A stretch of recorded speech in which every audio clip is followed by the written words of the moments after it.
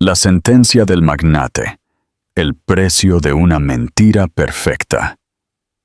Gancho impactante. Imagina que tu vida es una postal perfecta de éxito. Un paraíso en la Costa del Sol. El sol brillando sobre el Mediterráneo y una mujer deslumbrante a tu lado. De repente, en medio de la multitud, ves un fantasma de tu pasado. Pero este fantasma no es solo un recuerdo. Está terriblemente embarazada. Y el bebé es tuyo. ¿Qué haces en ese instante? ¿Sigues caminando para proteger tu mentira perfecta? ¿O confrontas la verdad que amenaza con destruirlo todo? Este es el dilema de Alejandro Vera, el magnate que lo tenía todo, hasta que el destino le mostró el precio de su indiferencia. Bienvenidos a una historia de redención costosa. Antes de que Alejandro se enfrente a su pasado, suscríbete ahora mismo y dale me gusta a este video. La verdad se revela en Marbella. Parte 1. El fantasma en la Costa del Sol. El sol se alzaba sobre Marbella como una moneda de oro recién acuñada, ostentoso y cegador. Alejandro Vera sintió su calidez sobre los hombros, un peso agradable que reflejaba el calor de la mano de Victoria Guzmán en la suya. La risa de ella, un sonido diseñado para menús de brunch y cubiertas de yates, tintineaba a su lado. Esta era su vida ahora. Una postal curada de éxito. El lino blanco y nítido de su camisa impecable.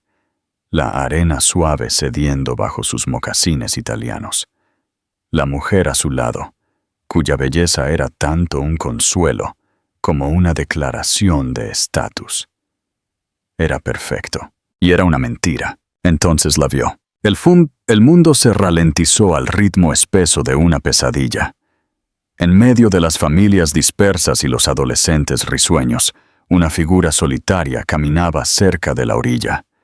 Su embarazo era inconfundible, una curva orgullosa, desafiante, contrastando con el azul infinito del Mediterráneo.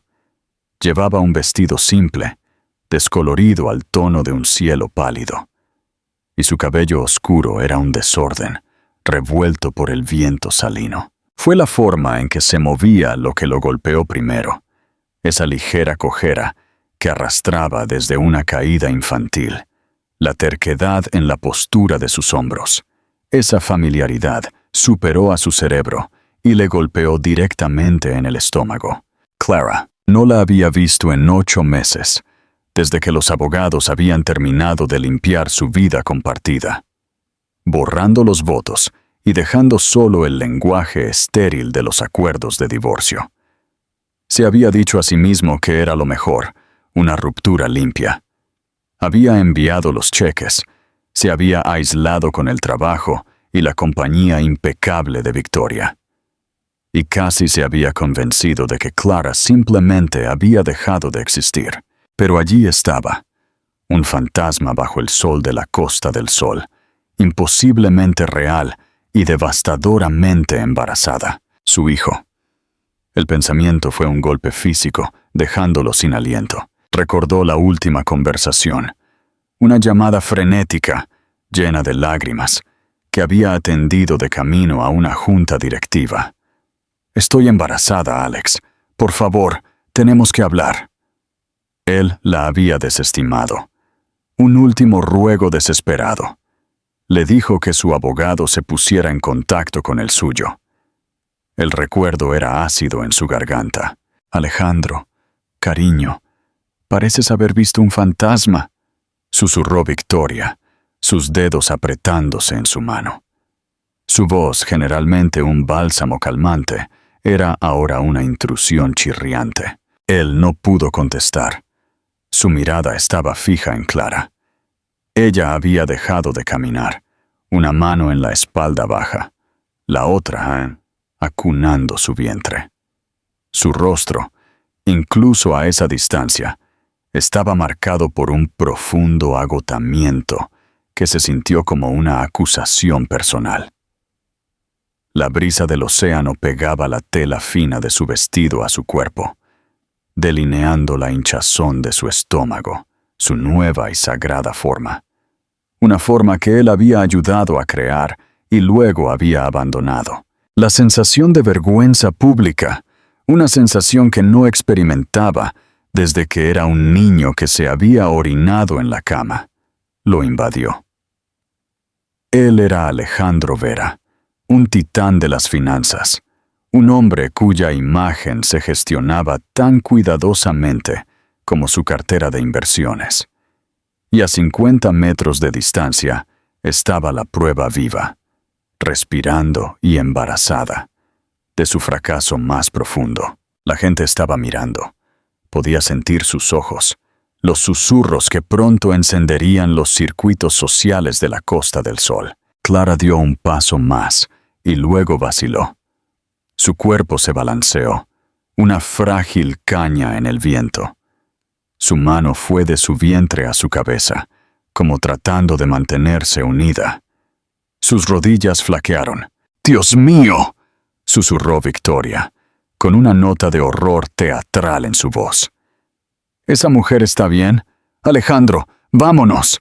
No deberíamos involucrarnos». Pero sus pies estaban pegados a la arena.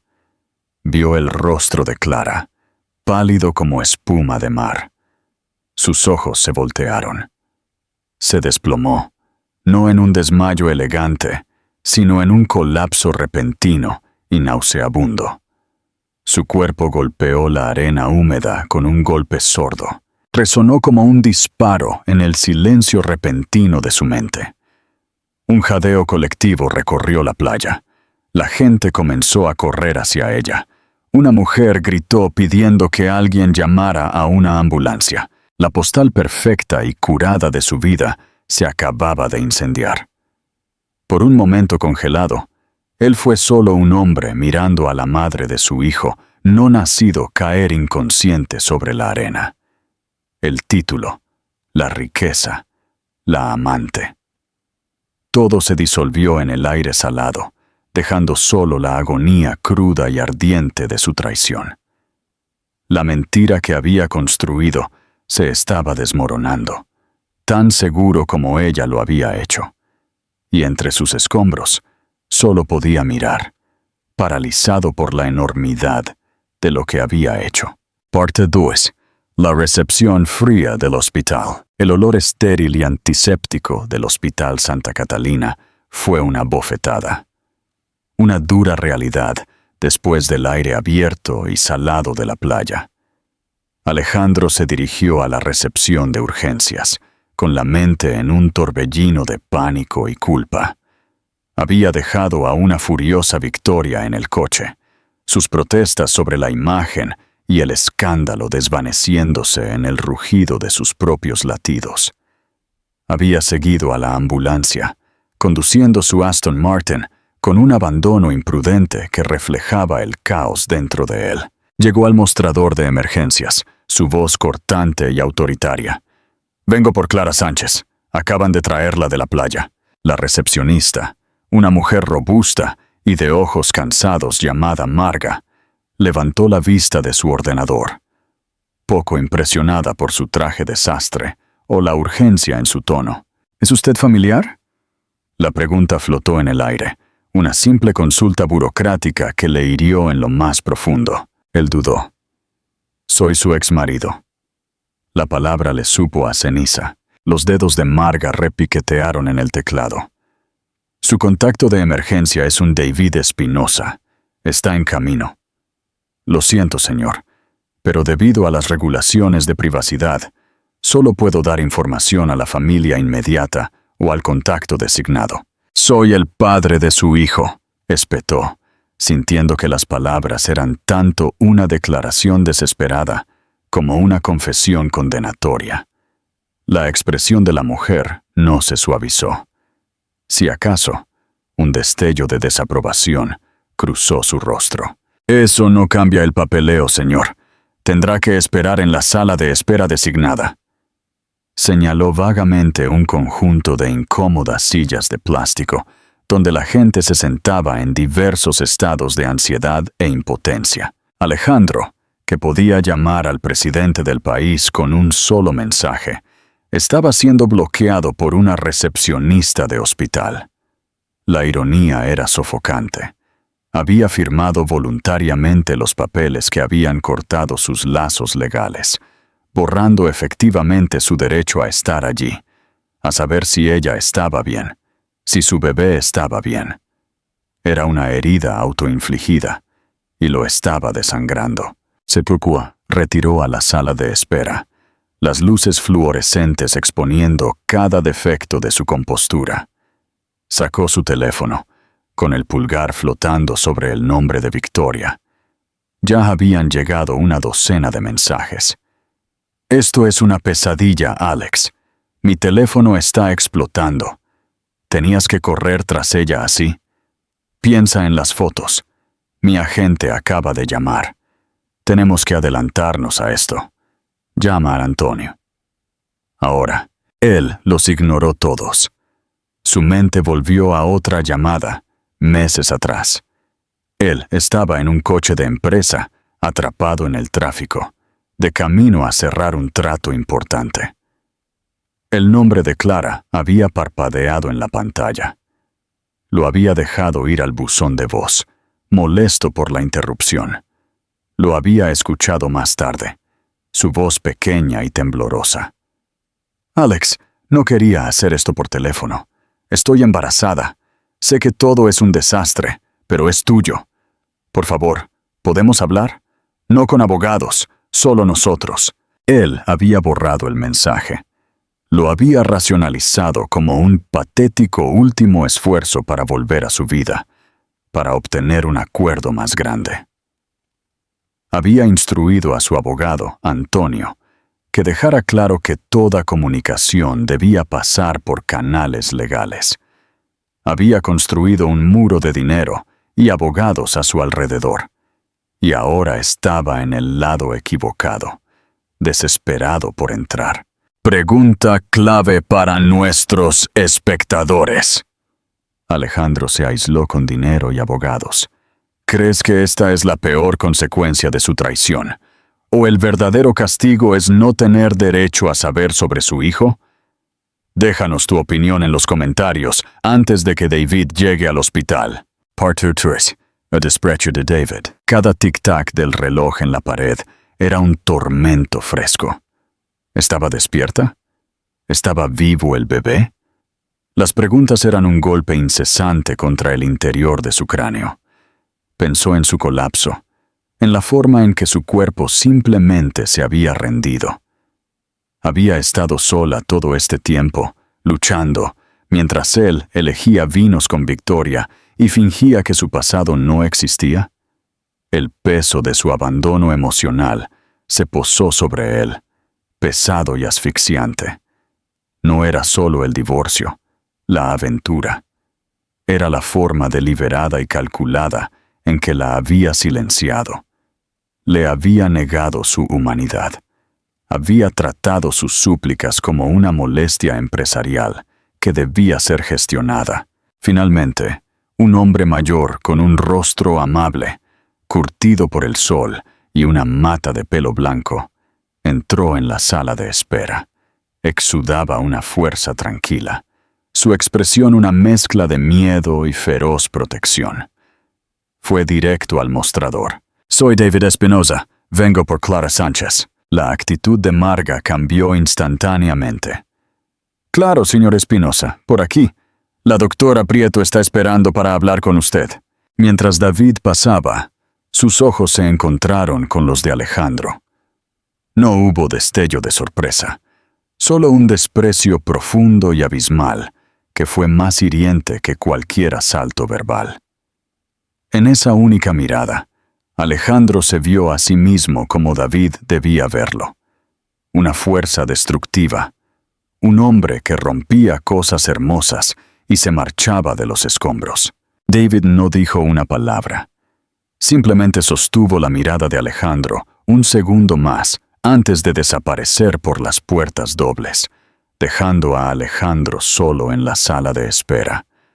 Un rey destronado en un reino de sillas de plástico y silencio estéril. Pasó una hora, cada minuto una eternidad. Alejandro caminó por la pequeña sala de espera, ignorando el zumbido insistente de su teléfono. Finalmente le había enviado a Antonio un único y lacónico mensaje. Maneja a la prensa, sin comentarios. Era un reflejo de su manual corporativo, pero se sentía totalmente vacío. Las puertas dobles se abrieron de nuevo. David Espinosa emergió, su rostro todavía grave, pero el borde afilado del pánico se había suavizado en algo más parecido a una resolución cansada. Alejandro inmediatamente acortó la distancia. ¿Cómo está? La voz de Alejandro. David se detuvo, mirándolo con el mismo desdén frío de antes. Está estable. El bebé también. Por ahora. Deshidratación severa, agotamiento y un pico en la presión arterial. La doctora lo llamó una advertencia preeclámptica. La mantendrán en observación. El alivio, tan potente que lo mareó, inundó a Alejandro. Gracias a Dios. ¿Puedo verla? La risa de David fue un ladrido corto y amargo. ¿De verdad crees que tienes derecho a preguntar eso? Ella lleva a mi nieto, Alejandro. Lleva a mi hijo, David. Tengo todo el derecho. Un derecho que perdiste cuando le enviaste notificaciones legales en lugar de responder a sus llamadas. Replicó David, su voz baja pero vibrando de ira. Un derecho que firmaste en un documento que te pagó por el privilegio de tu propia ausencia. No puedes entrar ahora, oliendo a colonia cara y culpa, y pretender que eres algo más que la causa de esto. La verdad de la acusación lo dejó sin palabras. Él había hecho eso. Había reducido a la mujer que una vez amó, la mujer que conocía sus miedos y sus sueños, a una línea en un libro de contabilidad que intentaba cerrar. «Quiero verla», repitió Alejandro, su voz más baja ahora, despojada de su autoridad habitual. Era una súplica. David lo estudió por un largo momento. «Está durmiendo. La doctora le dio un sedante suave. Le preguntaré cuando despierte. Pero te lo digo ahora, Alejandro. Si dice que no, te darás la vuelta y saldrás de este hospital. No causarás otra escena. Ya has hecho suficiente daño para una vida». No tuvo más remedio que aceptar. Se retiró a su silla, sintiéndose un suplicante. Parte 4. La aceptación silenciosa. Pasó otra hora. Finalmente, David reapareció en la entrada y le hizo un gesto cortante, casi imperceptible. El corazón de Alejandro palpitó con fuerza mientras seguía a David por el pasillo. Se detuvieron frente a una habitación, la número 314. David hizo una pausa. «Está despierta. Aceptó verte durante 5 minutos. No la alteres». Alejandro asintió, con la garganta seca. Abrió la puerta y entró. Clara estaba recostada sobre almohadas, con una vía intravenosa pegada al dorso de su mano. Había recuperado algo de color, pero sus ojos estaban sombreados por el agotamiento. Parecía frágil. Sin embargo, su mirada, cuando se posó en él, fue tan dura como el acero. El silencio en la habitación era denso con historia no contada, con traición y dolor. «Clara», susurró su nombre. «¿Qué quieres, Alejandro?» Su voz era áspera, pero firme. No había súplica, ni lágrimas, solo un vacío escalofriante. Caminó hacia la cama, sintiendo sus manos inútiles a sus costados. «Lo siento mucho. Te vi en la playa. No tenía idea». «¿No tenías idea de que seguía embarazada?», preguntó ella, con un destello de humor amargo en sus ojos. «¿O no tenías idea de que era lo suficientemente pobre como para estar caminando en una playa pública en lugar de holgazanear en un club privado? Eso no es justo». «¿Justo?». Una risa débil y sin humor escapó de ella. «¿Quieres hablar de justicia? Fue justo cuando te llamé, rogándote que solo hablaras conmigo, y recibí una carta de tu abogado amenazándome con una demanda por acoso». Fue justo cuando descubrí por una revista de chismes que estabas de vacaciones en la costa amalfitana con ella, mientras yo vomitaba todas las mañanas, aterrada de perder a este bebé. Él se estremeció. Puedo ayudar. Lo que necesites. Dinero, médicos, un lugar para vivir, lo que sea. Solo nombra lo que quieres. Era su configuración predeterminada, su solución a todos los problemas. Extender un cheque. Su expresión se endureció hasta convertirse en algo cercano al asco. Todavía no lo entiendes, ¿verdad? Crees que puedes abandonar a una persona y luego simplemente comprar tu camino de regreso a su vida cuando te conviene. Esto no es una adquisición hostil, Alejandro. Esto es un bebé. Mi bebé. Una vida humana. Y no está en venta. El rechazo fue absoluto. Una puerta se cerró de golpe en su cara. Ella no andaba pidiendo su dinero. Estaba exigiendo su humanidad, la misma parte de sí mismo que él había desmantelado sistemáticamente en pos de su éxito. ¿Qué quieres de mí, entonces?, preguntó, su voz quebrándose. ¿Ahora mismo?, dijo, con los ojos llenos de lágrimas que se negó a derramar. Quiero que te vayas. Tus 5 minutos terminaron. Se quedó allí, congelado, el abismo entre ellos más amplio que nunca. Había venido a arreglar las cosas, a gestionar la situación. Pero se estaba dando cuenta, con una claridad que era a la vez aterradora y liberadora, de que algunas cosas no podían comprarse, arreglarse o gestionarse. Algunas deudas se pagaban no en euros, sino en algo mucho más costoso.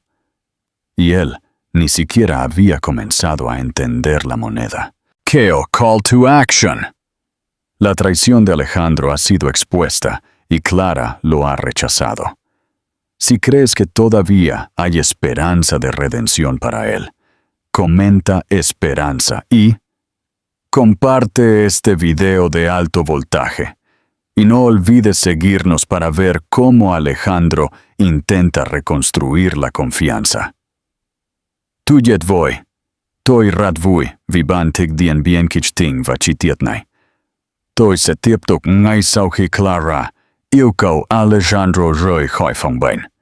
Dambao zuichi do zai. Chiu sou kamsuk, va kak iuto taibanya, ma banda tietlap. La sentencia del magnate. La moneda de la presencia. Capítulo continuación. Parte pateo, la nueva moneda. El camino de regreso a su estéril y acristalada villa de playa fue un borrón. Alejandro entró y encontró a Victoria al teléfono. Su voz una mezcla cuidadosamente modulada de indignación y victimismo. Estaba midiendo el salón de mármol con una copa de champán en la mano. Increíble. Lo sé. Me acaba de dejar allí. Por supuesto, mi preocupación es por esa mujer, pero la humillación... Mi agente acaba de llamar. Tenemos que adelantarnos a esto. Ella lo vio, y su expresión se endureció. Tengo que devolver la llamada. Terminó la conversación y lo encaró. ¿Y bien, está resuelto tu pequeño caso de caridad? La crueldad casual de sus palabras lo golpeó. Se llama Clara, y colapsó. Está en el hospital. Pudo haber perdido a nuestro bebé, dijo Alejandro, con la voz peligrosamente baja. ¡Oh, por favor! Victoria se burló, tomando un sorbo delicado de champán. Qué terriblemente dramático y conveniente, justo cuando tú pasabas por allí. ¿No ves lo que es esto, Alejandro?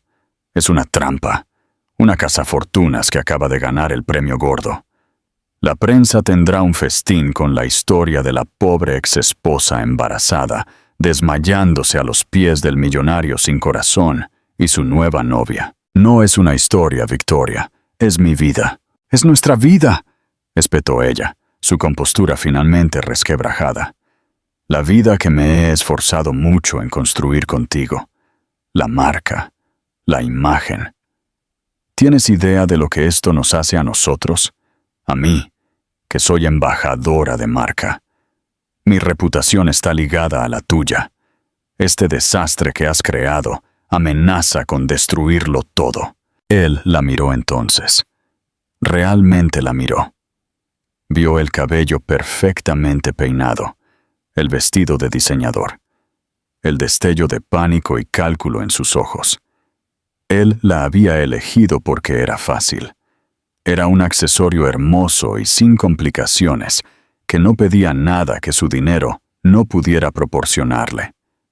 Ella era la antítesis de Clara, quien lo había desafiado, quien había exigido su corazón, su alma. Él había huido de esa complejidad hacia esta jaula de oro vacía. «Esto no se trata de una marca», dijo, la comprensión amaneciendo con una claridad nauseabunda. «Se trata de un niño, mi hijo». El rostro de Victoria se contorsionó en una mueca de furia y miedo. «¿Así que eso es? ¿Vuelves con ella? Después de todo lo que he hecho por ti, de apoyarte en ese feo divorcio, de ayudarte a reconstruir tu imagen, me ayudaste a construir una mentira», replicó, sus palabras amargas, y acaba de colapsar en una playa. Ella se acercó a él, con los ojos ardiendo. «Necesitas manejar esto, Alejandro. Necesitas silenciarla, pagarle. Que firme un acuerdo de confidencialidad tan estricto que ni siquiera pueda susurrar su propio nombre. Si no lo haces, ella envenenará todo. Es una amenaza para nosotros, para mí, y tienes que decidir a quién vas a proteger». La amenaza era clara. No se trataba solo de relaciones públicas. Se trataba de la posición y la seguridad de Victoria. Clara y el bebé eran una amenaza existencial para el mundo que Victoria había construido. «Nunca fuiste más para mí que una distracción», dijo Alejandro. Las palabras eran tan crueles como ciertas. «Y la distracción ha terminado». Victoria no respondió. Solo lanzó su copa de champán vacía contra el suelo de mármol antes de salir de la villa con un portazo. Alejandro se quedó solo. Colgó el teléfono. Su furia se disipó, reemplazada por un frío y enfermo temor. Pensó en el artículo que pronto aparecería en los blogs de chismes.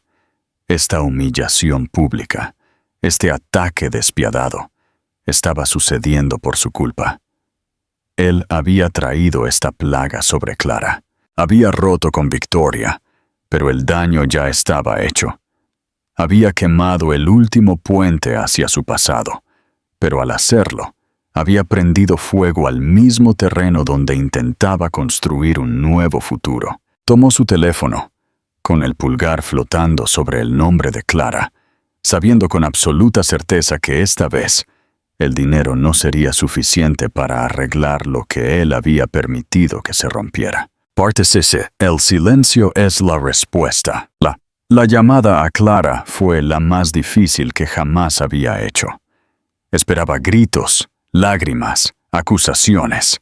Obtuvo algo mucho peor, un agotamiento tranquilo y profundo. «Lo vi, Alejandro», dijo ella antes de que él pudiera siquiera disculparse. Su voz era plana, vacía. «Una amiga del trabajo me envió el enlace. Felicidades. Has logrado pintarme como una manipuladora y una adúltera ante el mundo entero.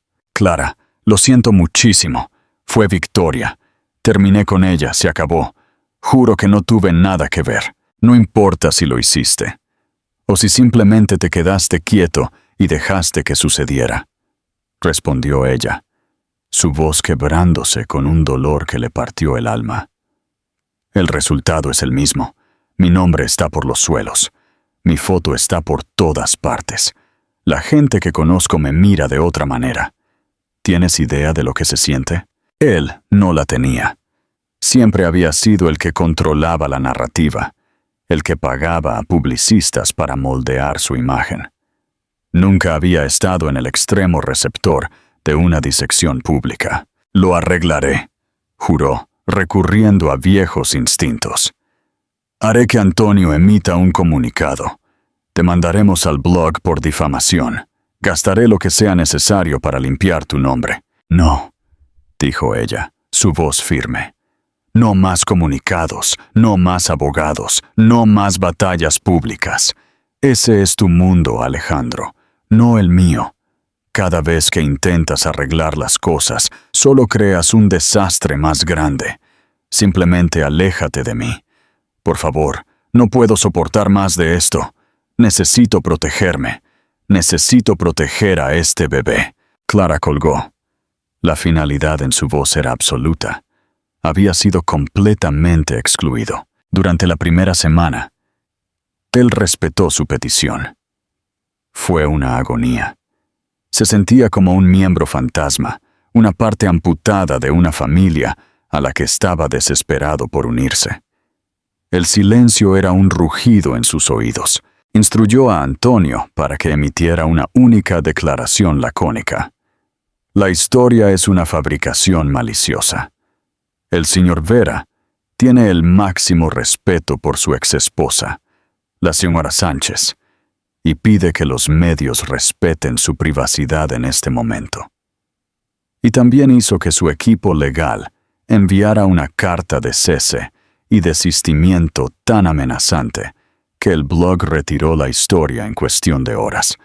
Pero el daño ya estaba hecho. La mentira estaba viva en las redes sociales y en la mente de los extraños. Se dio cuenta de que ella tenía razón. Sus métodos, el dinero, el poder, las amenazas legales, eran un lenguaje extranjero en el país de su dolor. Eran las herramientas del hombre que la había lastimado, no las herramientas del hombre que posiblemente podría curarla. Necesitaba una nueva moneda, part is set, la moneda de la presencia. Así que comenzó a aparecer, no con grandes gestos, sino con una quietud constante. Se enteró de su horario a través de David. Sabía que su cita semanal con el obstetra era los martes por la mañana. El primer martes, aparcó su coche al otro lado de la calle de su edificio a las 8 a.m. A las 8:30 la vio salir, sus movimientos lentos y cuidadosos, y comenzar la larga caminata de 4 manzanas hasta la parada de autobús. Él no se acercó. Solo observó, su corazón dolido con cada paso que ella daba. El martes siguiente hizo lo mismo, pero esta vez, mientras ella cerraba su puerta, le envió un mensaje de texto. «Mi coche está al otro lado de la calle. Puedo llevarte a tu cita. No hablaré si no quieres. Solo conduciré. Si prefieres ir sola, lo entenderé». La observó leer el mensaje, su cuerpo tensándose. Ella miró al otro lado de la calle y vio su coche. Durante 1 minuto entero, se quedó allí, luchando consigo misma. Luego, con un profundo suspiro, caminó no hacia la parada de autobús, sino hacia él. Subió al coche y no dijo una palabra. Él tampoco. La condujo al consultorio del médico. El silencio era espeso, pero no del todo hostil. Era una tregua. Cuando llegaron, ella se preparó para salir. «Esperaré aquí», dijo él, «para llevarte a casa». Ella hizo una pausa, luego un asentimiento pequeño, casi imperceptible, y entró. Se convirtió en su ritual semanal. Él la llevaba. Se sentaban en silencio. Él esperaba. Él la llevaba a casa. Era una extraña y silenciosa penitencia. Ya no era su exmarido, ni su amante. Era su chofer, un personaje de fondo en la historia de su embarazo. Pero estaba allí. Lentamente, siguieron otros pequeños actos. Se enteró por un comentario casual de David de que ella tenía antojo de una marca específica de encurtidos. Condujo hasta una tienda especializada en otra ciudad. Compró 3 frascos y los dejó en una bolsa fuera de la puerta de su apartamento con una simple nota. Por si acaso, comenzó a leer. No informes financieros, sino libros de paternidad. Leyó sobre trimestres y desarrollo fetal. Llenó los espacios vacíos de su vida, no con negocios y conquistas, sino con conocimiento sobre el niño que estaba decidido a conocer. Una tarde, mientras la llevaba a casa después de una cita, ella finalmente habló. «¿Por qué estás haciendo todo esto?», preguntó, con la mirada fija en el paisaje. «Porque me dijiste que el bebé merecía un padre», respondió con honestidad. «Y tenías razón. Estoy tratando de aprender a hacerlo. Comprar encurtidos y leer libros no te convierte en padre, Alejandro». «Lo sé», dijo él. «Estar presente, sí. Consistencia, confiabilidad, aparecer. Eso es en lo que fallé. Eso es lo que estoy tratando de aprender ahora». Ella se quedó en silencio el resto del viaje, pero cuando él se detuvo frente a su edificio, ella no se bajó de inmediato. «La habitación del bebé necesita ser pintada», dijo, sin mirarlo aún. «Y no puedo hacerlo yo misma. Los vapores». Era la primera vez que le pedía algo. No dinero, no un gran gesto. Solo su tiempo, su esfuerzo, su presencia. «¿De qué color?», preguntó él, su corazón hinchándose con una esperanza frágil y dolorosa. «Un amarillo suave», dijo ella. «Estaré aquí el sábado por la mañana», prometió venir con la pintura. Ella finalmente se giró y lo miró. Sus ojos seguían cautelosos. Su confianza era una orilla distante que quizás nunca alcanzaría. Pero por primera vez, vio algo más que dolor en ellos. Era un destello de reconocimiento. Un reconocimiento de que su nueva moneda, la simple y poco glamurosa moneda de aparecer, finalmente estaba comenzando a registrarse. Momento de interacción. Alejandro está demostrando su valía con acciones, no con dinero. ¿Crees que este nuevo tipo de redención es suficiente para que Clara le conceda una segunda oportunidad romántica? ¿O su relación solo puede ser de copaternidad?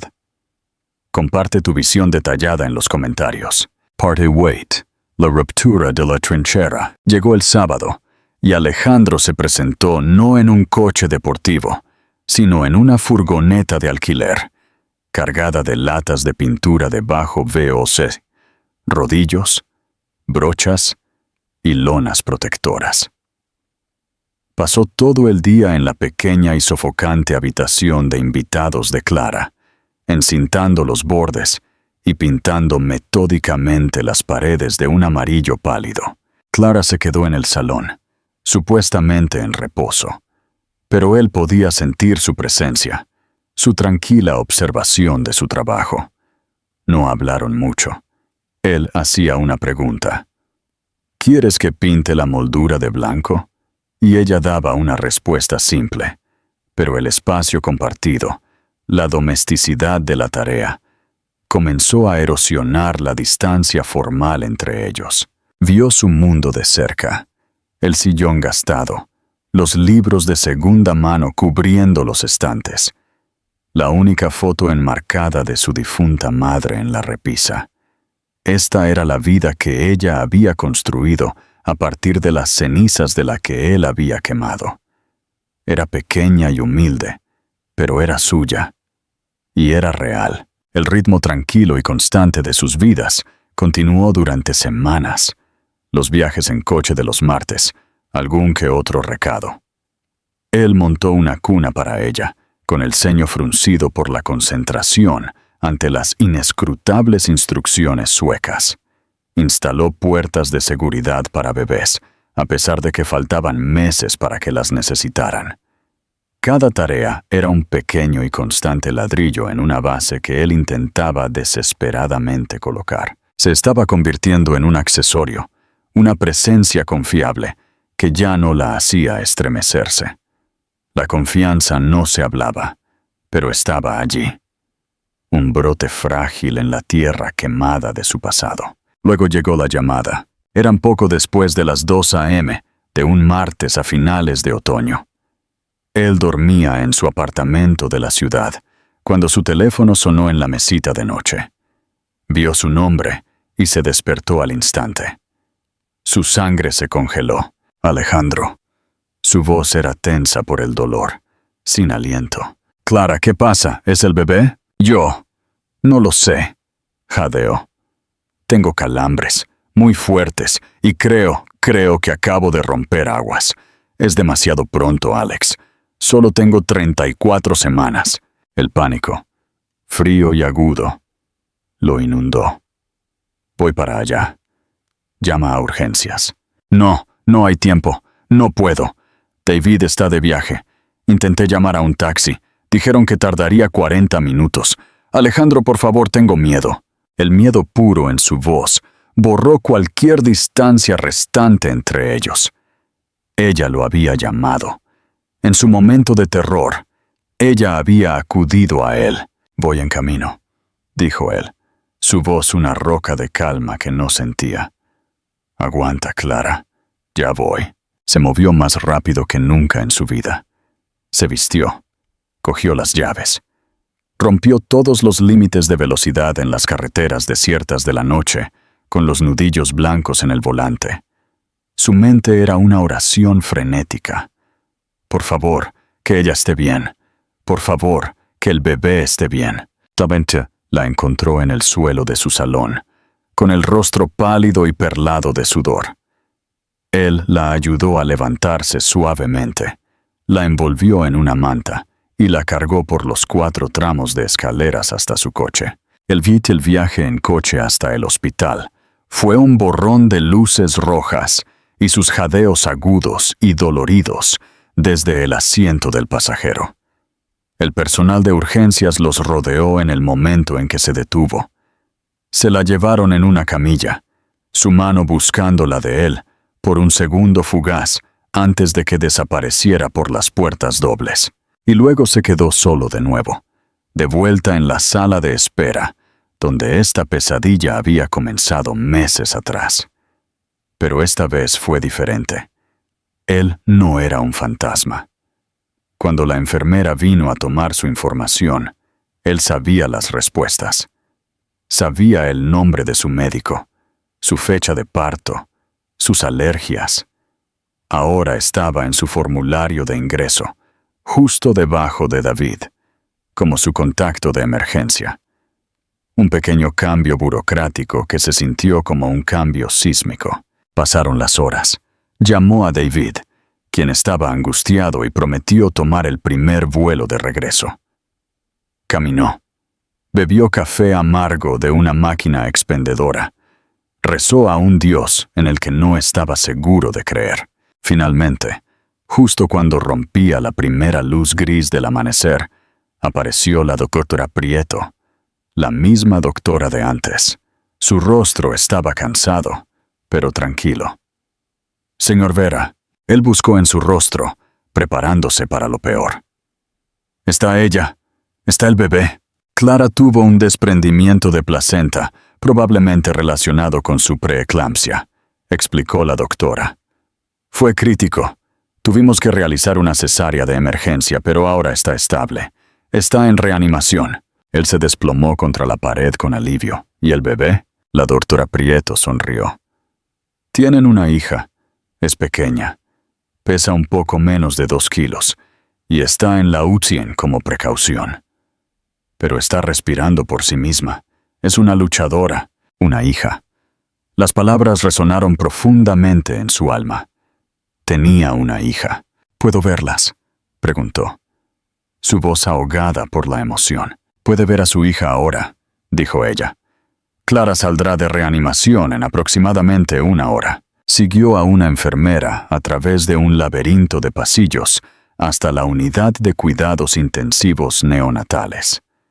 Después de frotarse las manos hasta el punto de la irritación, fue conducido a una incubadora pequeña y transparente. Y allí estaba ella, tan diminuta, tan imposiblemente perfecta, con un pequeño mechón de pelo oscuro, igual que el de su madre.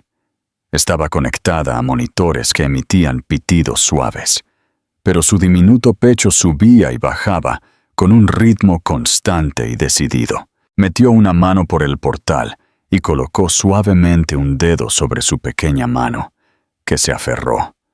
Sus dedos imposibles se curvaron alrededor del suyo. En ese momento, el mundo entero se desvaneció. El dinero, el poder, los errores, las traiciones, nada importaba. Todo lo que existía era el amor abrumador, aterrador e incondicional por este ser humano pequeño y frágil. Esta era su hija, su responsabilidad, su redención. No supo cuánto tiempo estuvo allí, solo observándola respirar. Cuando finalmente fue a la habitación de Clara, la encontró despierta, pálida, pero lúcida. Caminó hacia la cama, su corazón demasiado lleno para las palabras. Ella lo miró, sus ojos llenos de la misma asombro y agotamiento que él sentía. ¿La viste? Es perfecta. Se las arregló para decir. Es hermosa, justo como su madre. Se sentó en la silla junto a su cama y por primera vez tomó su mano. Ella no la retiró. Se sentaron en un silencio compartido y exhausto. Ya no eran exes. Ya no eran adversarios. Eran simplemente dos padres, unidos para siempre por un amor feroz y milagroso, por la niña que luchaba por su vida, un piso más abajo. La noche más larga de sus vidas había terminado, y a su paso, un nuevo e incierto día estaba amaneciendo. Queo final. La bebé ha nacido. Alejandro demostró su amor apareciendo en la emergencia. Es el nacimiento de esperanza, Hope, el catalizador para que Clara perdone a Alejandro, o la desconfianza sigue siendo demasiado profunda. Comenta tu conclusión y no olvides suscribirte. Absolutamente. Con gusto continuaremos esta apasionante historia de redención. Mantendré el foco en el proceso de curación, la construcción de la confianza y el hermoso, aunque difícil, camino de la copaternidad. Todo en un tono detallado y expansivo, como usted lo prefiere. La bebé, cuyo nombre en inglés es Hope, se llamará Esperanza en esta versión, lo cual resalta aún más su simbolismo en la historia. La sentencia del magnate, el ritual de la conexión. Capítulo continuación. Parte 9. El milagro y la nueva fase. 2 semanas después del nacimiento, la pequeña Esperanza recibió el alta de la UCIN. El apartamento que Alejandro una vez vio como el símbolo de la lucha solitaria de Clara, ahora era la habitación de un bebé, bañado por la luz amarilla suave de las paredes que él había pintado. Estaba lleno de pañales, biberones y el hermoso caos de una vida nueva. Su nueva realidad era una extraña coreografía de copaternidad. No era un romance reavivado. No había habido grandes declaraciones de amor o de perdón. En cambio, sus interacciones se basaban en la logística mundana y esencial de mantener viva a una diminuta humana. Sus conversaciones giraban en torno a los horarios de alimentación, las citas con el pediatra y a quién le tocaba calmar a la bebé a las 3 a.m. Sin embargo, dentro de esta rutina, algo nuevo estaba echando raíces.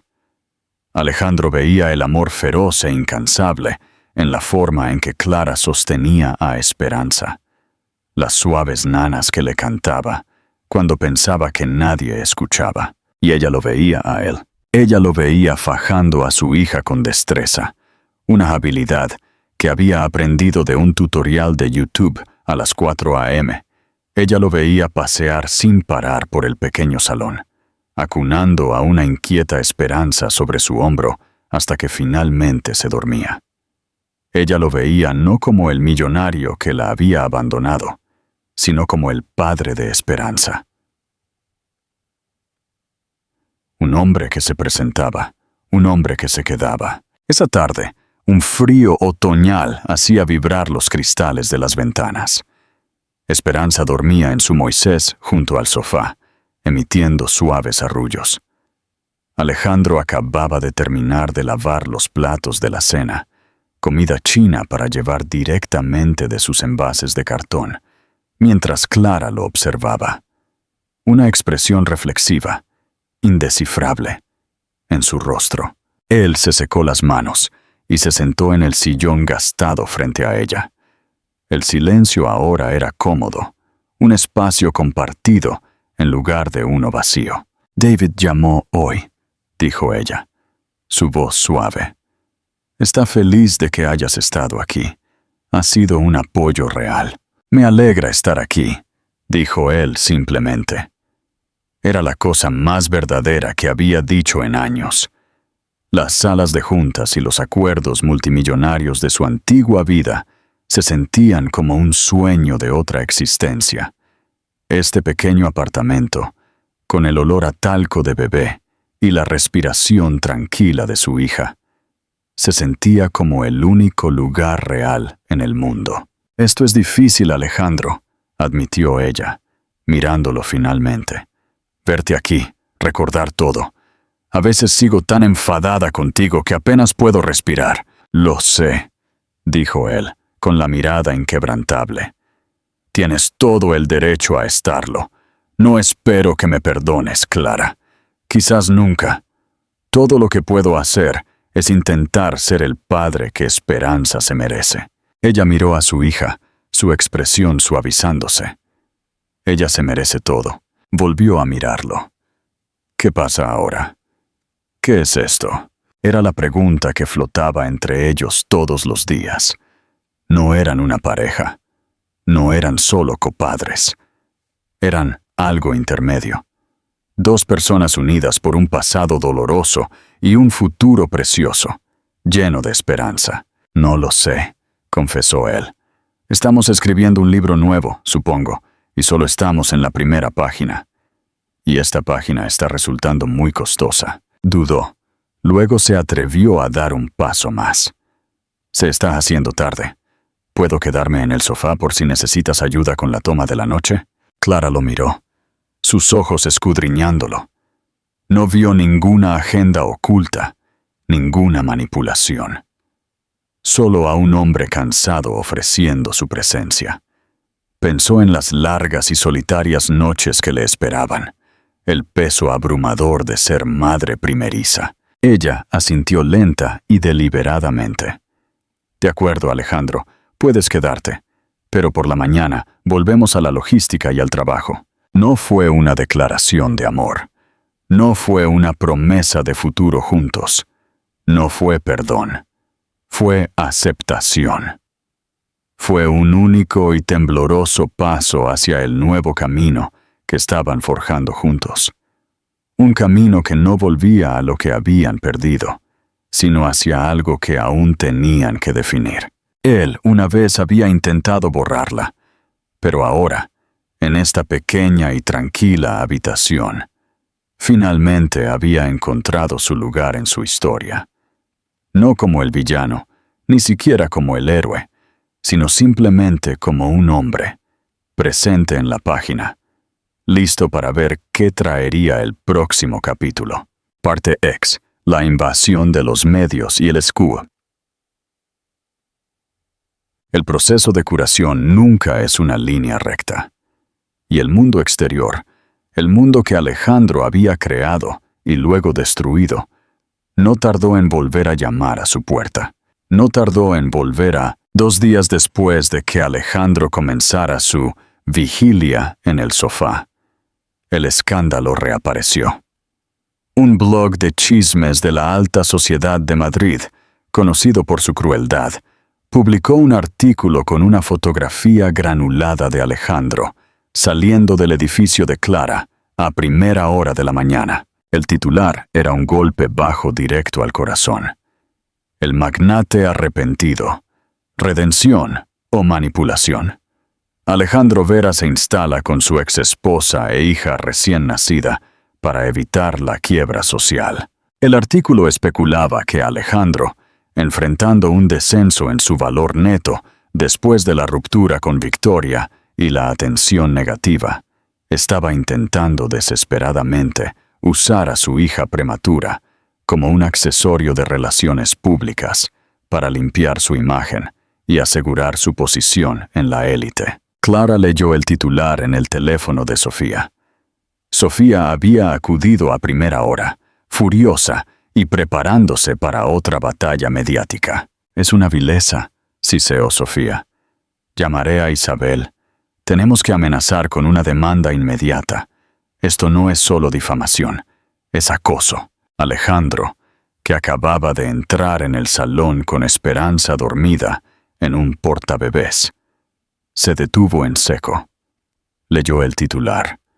Su rostro se puso ceniciento. El dolor del golpe fue evidente. «No», dijo Clara, cerrando la página web de Sofía con un movimiento firme. «No más abogados, no más comunicados». «¿Y vamos a dejar que te llamen manipuladora?», preguntó Sofía, indignada. «El comunicado no cambiará lo que la gente quiere creer, Sofía.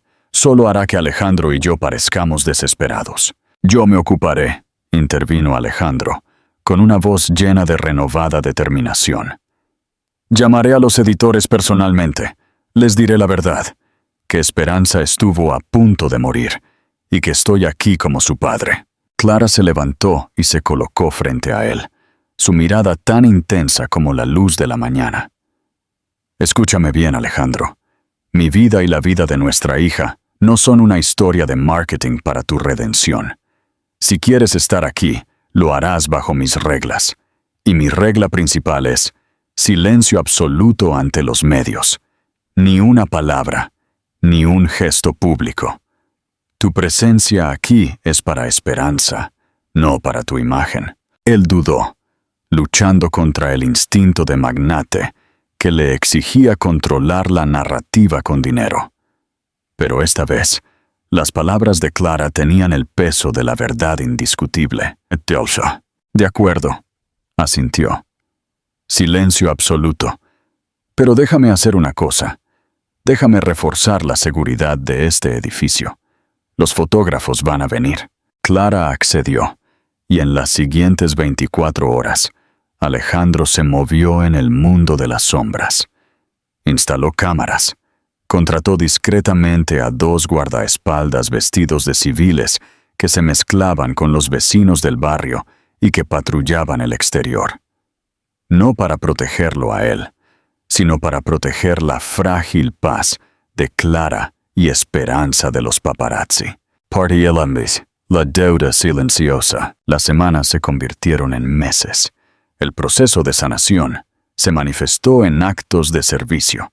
Alejandro no solo se quedaba en el sofá, se convirtió en el turno de noche no oficial.